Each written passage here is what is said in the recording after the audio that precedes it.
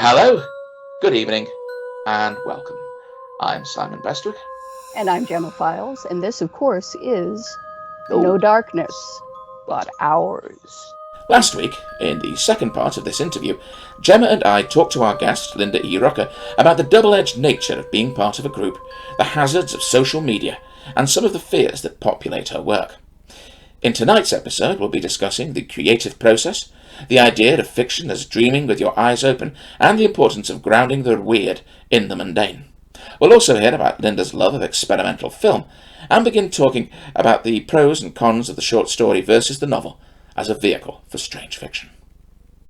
The interesting thing these days is people arguing about whether or not representative art is better or worse than non-representative art, like morally, whether it's morally better. I think I've missed this, and I feel really glad. No. You should feel really glad because, I mean, I get it when people are like, why don't women look like women when you make, sculptures of them, right. Whatever. What you want to see boobs, you want to see nipples, I guess. You want to see, stuff like that. But then when it gets turned around and people start talking about this fucking fascist art that you love so much, this fascist representative art. Like, shit. It's like, dude, I don't think it's innately fascist. I think a lot of people seem to have lost the ability to sort of differentiate between, this writer wasn't a very nice person. Yes, this writer's got had some awful views. This doesn't mean their work is valueless. It's one of the things that it comes up so often, when somebody has, either said the wrong thing and got dogpiled or has publicly shat the bed, like Scott Adams did in the past week. You always get this wave of people go, oh, they were always shit anyway. No, they fucking weren't. Right. It's just there's an article posted by Jesse Singal, who I know is considered problematic in some quarters anyway, but it was about that and that XKCD cartoon, the one about free speech, which I've always found stupid. I've always felt there was something deeply wrong with, and one of the things he says is there's a very dodgy tendency in some left-wing or liberal sort of discourse to swap an easy question for a difficult one, and then pretend the concerns have been addressed. Particularly, I mean, the free speech cartoon was sort of like there's one particular panel where it says if you get yelled at or your show gets cancelled or you lose your job or blah blah blah blah blah, you're not being oppressed. People think you're an asshole, they're showing you the door. Well, hang on, because that list of options there covers an awful lot of ground. Yeah. And there's a thing of proportionality. If I say something clueless and stupid, then I totally deserve to be told I've said something clueless and stupid and quite possibly shouted at by some people. Does that mean I deserve to if I have a job, lose my job, or be sort of like blackballed from by everything forever? Yeah. It depends what you've said. If you're coming out with the kind of shit that Scott Adams came out with, then it's quite understandable why a lot of people was like, you know what, we don't want to work with you anymore. You actually, the guy was doing everything but basically goose stepping up and down in front of a camera with a swastika armband on. I think at that point it's okay to sort of say, I don't want to. You smell. Go away. If somebody says something that's a bit stupid or clueless, on the other hand, that kind of reaction is OTT, and a lot of the time people are not making that distinction. No, I mean, in the same way that people don't make the distinction between, I like this does not mean, oh, so you hate everything else. Yeah. Yeah. You hate everything that's not that. The late Eric Flint had a wonderful quote where he said, I could just post something like, I like apple pie. And there would be thousands of responses calling me you know, a brute, you know, a sort of knuckle dragging male chauvinist who wants women to get back in the kitchen and bake pies, or that I should check my privilege and talk about why do I hate mangoes, why do I hate pears, why do I hate, and someone else would call me like a whinging beta cook because I wasn't out hunting mammoths with a spear, you know, and eating apple pie. And making those into pies. Exactly, and on and on and on, Yes, and it's just kind of like, I always thought that was a wonderful description of the internet in a nutshell, really. Yeah. I mean, it began with this this urge to come together, and then it sort of turned into this thing where you're together until one of you says, "Oh, I'm not sure I like this quite as much as you do," and then suddenly it's kind of like invasion of the 1970s invasion of the body snatchers, isn't it? Like, yeah. Well, and you know, the inherent issue is that you know, social media companies' engagement is driven by conflict, by people getting angry and yelling at one another. You know, so these things are kind of optimized to make us fight with one another in a way. You know, so I just kind of feel like the more we back off from any of that, you know. I agree. Yeah, I agree. I think we all agree. Yes. You know, and that's the funny thing about horror culture that I find, at least, you know, 9 times out of 10, the people that I've found through horror are amazingly reasonable people. You know, it's like, yes, some of them aren't. Yes, but mostly very nice people. Yeah. The Canadians of genre. Yes. She said. Flapping heads. Yeah. We killed a bunch of indigenous people and buried them behind the school. I mean, again, it goes back to that thing about horror often dealing with ambiguity or with multiple kind of layers of possible meaning. If you if you're into that, if you embrace that, then it's, you know, you are kind of a bit more likely to see nuance and stuff, although not necessarily. You know, the art what comes out of the artist and what the artist is actually like is I think, was it Bukowski who said, you know, if you take away the art, the writing, you've only got the sickness that made the writer write. Well, I was going to say that actually when we were talking about unpleasant people.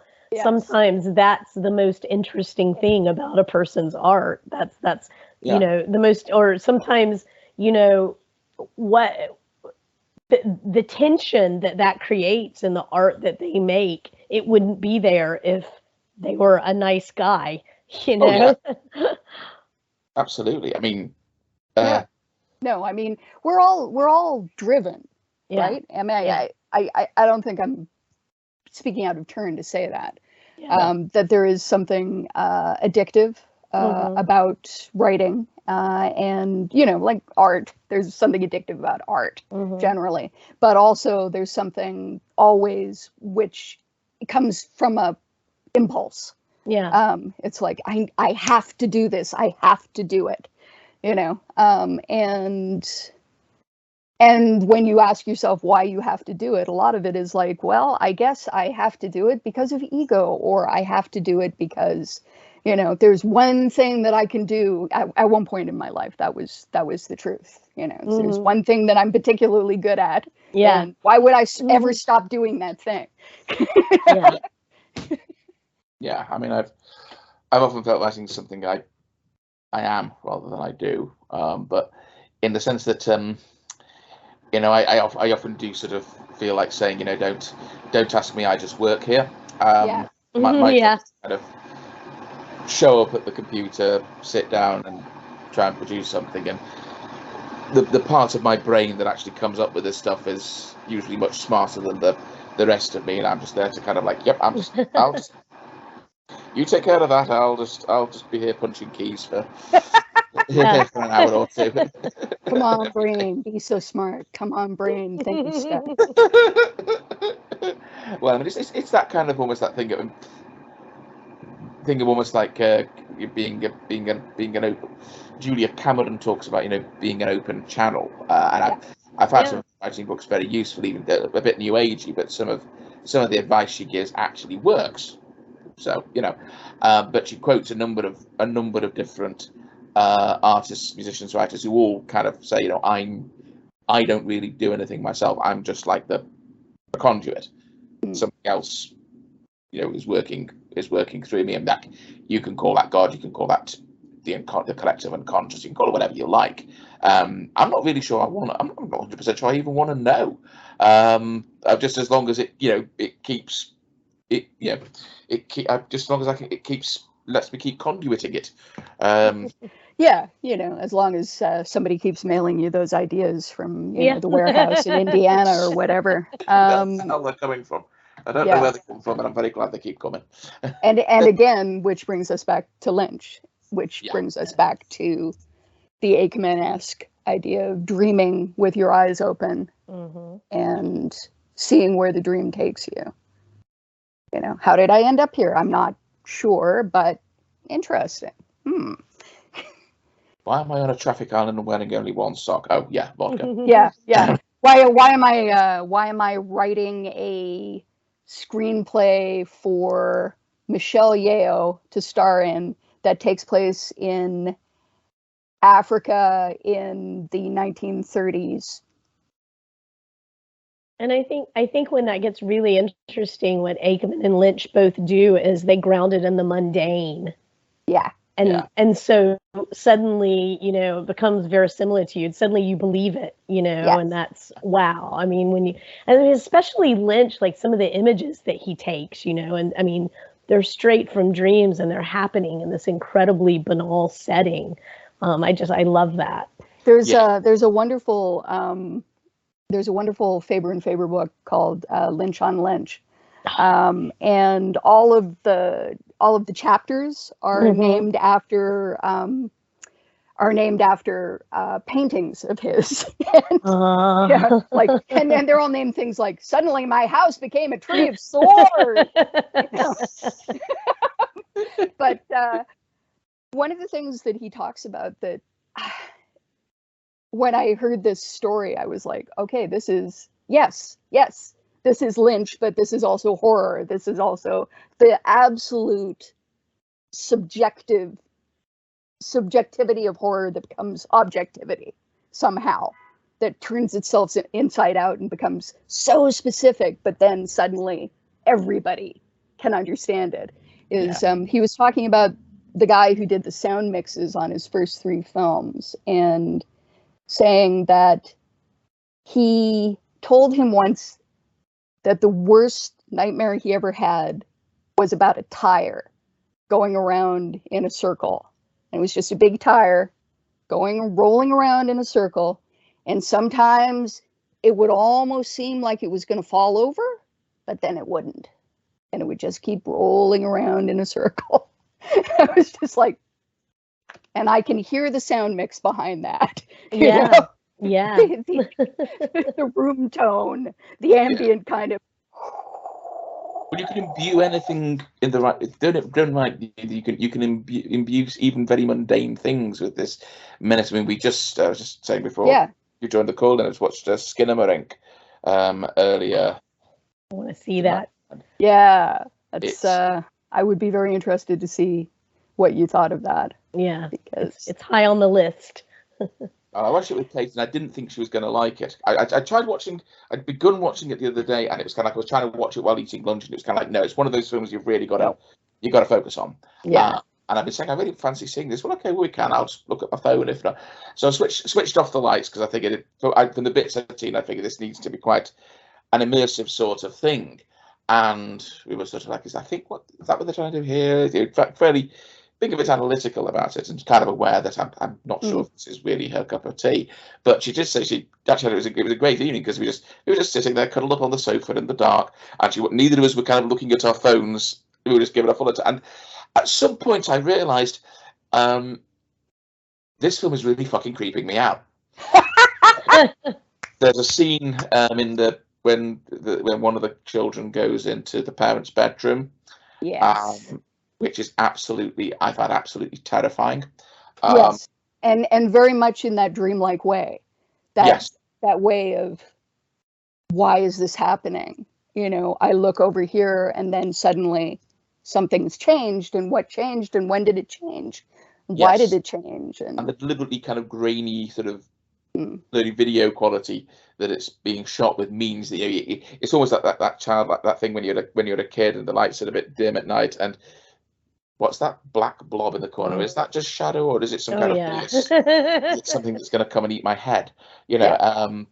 It's definitely got that, and I think if it's going to follow, I think maybe it went on a little too long, but overall, there's an initial thing where it's like, the hell's going on here? What, you can't quite. What's that supposed to be? And what's that? And then at some point, you realise that you've kind of got used to this kind of quite strange language that the film's being told, and almost, and then you realise it's in your head and it's doing things there. And I'm very, very glad that we didn't have to go straight to bed after watching that. We're stuck on somebody's stand-up comedy special, and sort of watched that for an hour or so. I think if I had to go straight to bed after watching that, I turned the lights off, it might have been like, you're asleep yet, darling? No. But sometimes I think that's the best thing that you can aspire to, is to create a kind of, a shadowy image that if people passed by it in a dark room, or even just, passed by it in the light, but just, it gives you that jolt of, is that what I thought I saw? Oh, no, that's a kitten. That's not what I thought I saw at all. Thank God. We're all kind of aspiring to that, I guess. Well, that is, to me, the most terrifying thing is the thing that you can't see. And I've always felt it kind of goes back to the idea, the old kind of fairy tale idea of you have power over something when you learn its name. Yes. And I think no matter how scary something is, once you know what it is, it becomes less scary. But it's those moments where you don't know what's happening and where you can't see what it is. That's just the ultimate terror for me. Yeah. I think Stephen King talks about it in Danse Macabre, isn't it? It's like, as soon as when you hear something creeping around behind the door, knocking at the door, and it's terrifying. But then you open it, and it's like there's always that thing of, like, even if it's like a 50-foot bug, you're thinking, oh, geez, at least it wasn't a 100-foot bug. Exactly. Your imagination is always or a bug made of bugs. Yes. Also be bad. I kind of wish now I had watched Skinamarink before the three of us talked, because that's true. I'm gonna watch it really soon, and now I'm just like, this feels like a missed opportunity. I think the thing that occurred to me is this interesting question of, I wanted to say, can there be too much ambiguity? And the easy answer is yes, obviously, because the easy answer is always yes or no. But there's a type of ambiguity that I find very false. And it's the type of ambiguity where it's like somebody's implying that they've worked something out in great detail, and they're just not going to tell you about it. Yes. You know that they haven't. Yeah. How you know that they haven't. So here's my question. When you write a story with a lot of ambiguity in it, do you work out the stuff that you're moving around, or do you just allow those holes to sit there? Usually I let the holes sit there. And sometimes I sometimes I have more of an idea than other times. I used to worry about that more, but I read I think I'm remembering this correctly. I read an interview, I think with Caitlin Kiernan, who's a writer I really like a lot. And I seem to remember her saying something to the effect of, no, she doesn't work all that stuff out. And I was just like, oh, right. It's okay for me to not do it either then, know, because I love her work and I love where she leaves you, I mean, I think The Red Tree is one of maybe the best horror novel of the 21st century. One of the best. Absolutely. Far too little Kiernan stuff. Yeah. She's so good. So yeah, but it's tricky because when I first started writing, I had to find, there's ambiguity that's true. And again, that's where your instinct comes in. And then there's ambiguity where you're really just fucking around. You're just making up stuff and and there's a difference. And I can't tell you in words what the difference is, but I know it when I see it. And that's why I know sometimes when I'm going down the wrong pathway, I'm like, no, this is not the weird stuff that would happen. I actually wrote my final column for Black Static, and I got into this a little bit talking about stories and, the question, what do they mean? And I often think that what did it mean is the wrong question. Yes. I think it's, well, what did you feel? And two, and maybe it's strange to say about this, about of form that's words, but I think often the meaning that you take away isn't something that you can express in words. And again, that's the Lynchian thing, and that's Ennis Mean and me thinking, I should have been an experimental filmmaker. I think I kind of want you to come away from my stories with a feeling that you don't have the words for. Yes. Yeah. Yeah, I absolutely agree with you. Yeah. And it's the hardest thing. It's so much harder than making up a plot. Yeah. It's so much harder than, this and then this and then this and then this. Right. It's almost aesthetics. Yeah. Yeah. I guess if it was filmmaking, you would say it is aesthetic. Yeah. This is where it's like, increase the grain. Yeah. Increase it.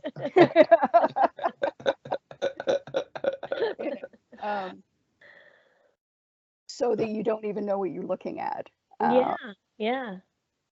I mean, thinking about the whole thing of ambiguity and stuff. I mean, you're known principally as a writer of fucking amazing short stories. And do you feel that you're able to achieve effects in that wouldn't be achievable if you had to work in a longer form? I do. I think the short story is a really good form, particularly for this type of fiction. But because I'm not that interested in plot and narrative, you can get away with that a lot more in a short story. But I've just very recently been thinking, and I'm always saying, oh, I'm working on a novel, I'm trying to write a novel. And I've been wondering recently if the problem is maybe that I am trying to impose this narrative structure that I'm not really interested in. And I'm kind of like, what if I just kind of write an experimental novel? Maybe that's the direction I need to go in. Maybe I need to do something, I don't know. Lynda E. Rucker's new collection, Now It's Dark, is out now from Swan River Press, price €40. Swan River also now have her previous collection, You'll Know When You Get There, available in paperback, and her first collection, The Moon Will Look Strange, is available from Amazon. You'll find links to all of those in the description below. We hope you enjoyed tonight's episode. If you did, please smash that like button, share and subscribe. If you'd like to support No Darkness But Ours, you can make a donation via our Ko-Fi page, or alternatively you can subscribe to the podcast or join our Patreon, either of which will get you exclusive access to content including deep dive discussions of folk horror classics In the Earth and Penda's Fen. Again, all the relevant links are in the description below. And that's all we have time for now. But be sure to join us next week for the final part of this interview, when we'll be talking more to Lynda about the pros and cons of the novel, short story and novella, her stories that explore the legacies of other writers, and the influence of the work of Shirley Jackson. But until then, I have been Simon Bestwick. And I, as usual, am Gemma Files. And this has been No Darkness, but ours.